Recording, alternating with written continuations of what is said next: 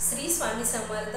तुम्हा सर्वांचं माझ्या यूट्यूब चॅनलवरती अगदी मनापासून स्वागत करते। तुमच्या मनातल्या सर्व चांगल्या इच्छा स्वामी महाराज नक्की पूर्ण करो हीच स्वामी चरणी प्रार्थना करते।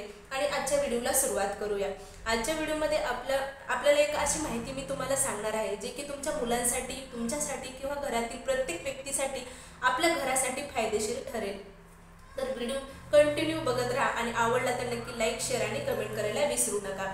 चला तर मग व्हिडिओला सुरुवात करूया। कसं आहे ना, प्रत्येकाच्या आयुष्यामध्ये भरपूर काही अडचणी असतात, दुःख असते, संकट येत असतात, पण ते तारण्यासाठी भगवंताने आपल्याला भरपूर काही म्हणजे उपाय देखील दिलेले आहेत। त्याचबरोबर तुमचं कर्म जर चांगलं असेल ना तर नक्कीच त्याचा फायदा देखील तुम्हाला होत असतो।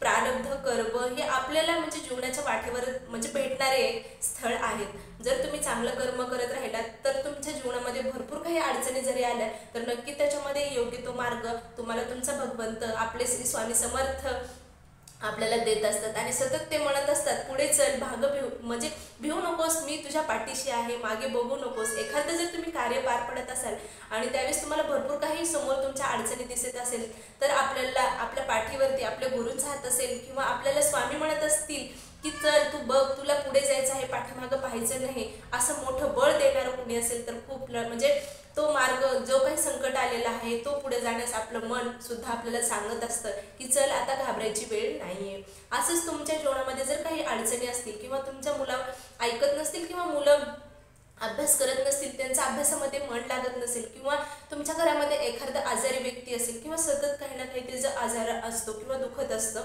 तर अशा व्यक्तीसाठी तुम्ही एक घरच्या घरी हा उपाय करू शकतात। अतिशय प्रभावीशाली हा उपाय आहे आणि तसेच केंद्रामध्ये हा उपाय सांगितला जातो। त्याचबरोबर स्वामींचा आवडतीचा मंत्र देखील आहे। कोणतीही सेवा कसं असतं ना, लहान किंवा मोठी नसती, जेवढं तुम्ही म्हणजे लहान सेवा म्हणताल आणि ते करणार नाहीत तर किंवा मोठी सेवा म्हणून करणार नाही तर हे तुमचंच नुकसान आहे। त्यासाठी लहान आणि मोठी स्वामींच्या चरणी जर तुम्ही आलात किंवा स्वामींच्या सेवेमध्ये आलात तर लहान आणि मोठी अशी सेवा कोणतीच नाही, सगळ्या सेवा समान आहेत। त्या सगळ्या सेवा फक्त शुद्ध अंतःकरणाने आणि मनानं करणं अत्यंत गरजेचं आहे, तरच त्याचं फळ आपल्याला योग्य ते मिळत असतं। आणि स्वामी महाराज आपले योग्य ते त्यांना शरण गेलं, योग्य ते वेळेमध्ये आणि योग्य तो त्यांची सेवा केली तर स्वामी महाराज नक्कीच आपल्या त्या म्हणजे सेवेला फळ नक्कीच देतात आणि आपल्या म्हणजे जीवनातल्या काही अडचणी असतील त्या नक्कीच दूर न होतात।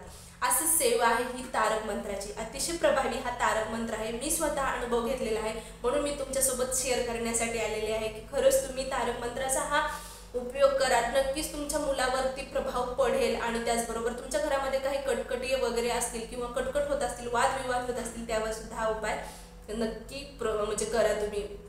तर काय करायचंय, तुम्हाला तारक मंत्र म्हणायचा आहे। तुमच्याकडे तारक मंत्र तुम्हाला येत नसेल, जे स्वामी सेवेकरी आहेत, स्वामींच्या सेवेत आहेत, त्यांना नक्कीच तारक मंत्र माहीत आहे, पण असे काही सेवेकरी आहेत जे नवीन आहेत, त्यांना तारक मंत्र माहीत नाही, तर त्यांनी काय करायचं आहे, गुगलवरती त्यांनी तारक मंत्र सर्च करायचं आहे आणि ती म्हणजे तारक मंत्राची तुम्हाला एक प्रिंट छापून आणायची आहे आणि आपल्या घरातल्या भिंतीवरती ती तुम्ही तारक मंत्रची प्रिंट लावू शकतात। मुलांना पण तुम्ही तारक मंत्र शिकवू शकतात। अतिशय सोपा तारक मंत्र आहे, कारण अतिशय प्रभावीशाली हा तारक मंत्र आहे आणि ते आपल्याला स्वामी सेवेत असेल तर येणं अत्यंत गरजेचं आहे। तुम्ही नित्य सेवेमध्ये सुद्धा दररोज तुम्ही तुमच्याकडे 11 वेळेस किंवा 21 वेळेस जरी तारक मंत्र म्हणता आला नाही किंवा तुम्हाला वेळेअभावी जर तुम्ही जॉबला वगैरे जात असेल तर किमान तुम्ही 1 वेळेस सुद्धा तारक मंत्र म्हणला तरी खूप झालं। त्यासाठी तुम्ही खूप झालं म्हणजे तुमच्या वेळेअभावी तुम्ही म्हणू शकता 1 वेळेस।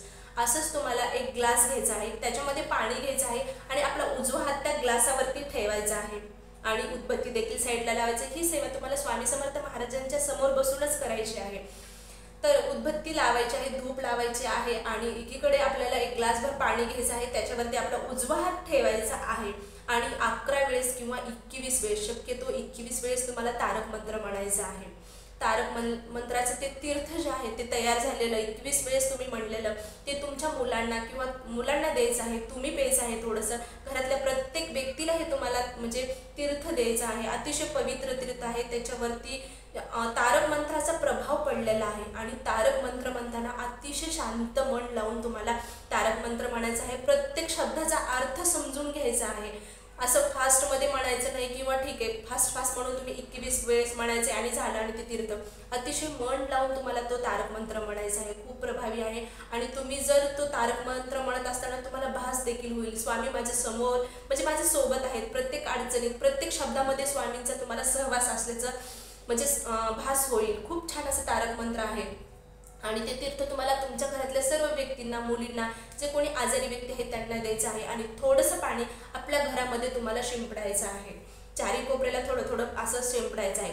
तुम्ही दर गुरुवारी हे तारक म्हणजे मंत्राचं तीर्थ बनवा आणि नक्कीच आपल्या मुलाला, आपल्या घरातील सर्व व्यक्तींना तुम्ही देखील ते तारक मंत्र घ्यायचं आहे. अतिशय प्रभावी सारी थोडी सेवा आहे, पण खूप म्हणजे आपल्या घरासाठी, आपल्यासाठी, आपल्या मुलांसाठी खूप छान अशी सेवा देखील आहे. आणि स्वामींची अनुमती असलेला किंवा स्वामींचा सर्वात आवडतीचा मंत्र म्हणजे कोणता असेल तो तारक मंत्र, जे जीवनामध्ये येणाऱ्या संकटांना तारण्याचं काम करणारा म्हणजेच तारक मंत्र आहे. तर तुम्ही नक्कीच हा उपाय करून बघा. नक्कीच तुमच्या मुलावरती काही म्हणजे किंवा तुमच्या घरामध्ये काही अडचणी वगैरे असतील किंवा मुलं ऐकत नसतील तर नक्कीच तुमच्या काही अडचणी असतील त्या दूर होण्यास तुम्हाला मदत होईल. व्हिडिओ आवडला असेल तर नक्की लाईक, शेअर आणि कमेंट करायला विसरू नका. श्री स्वामी समर्थ. अवधूत चिंतन. श्री गुरुदेव दत्त.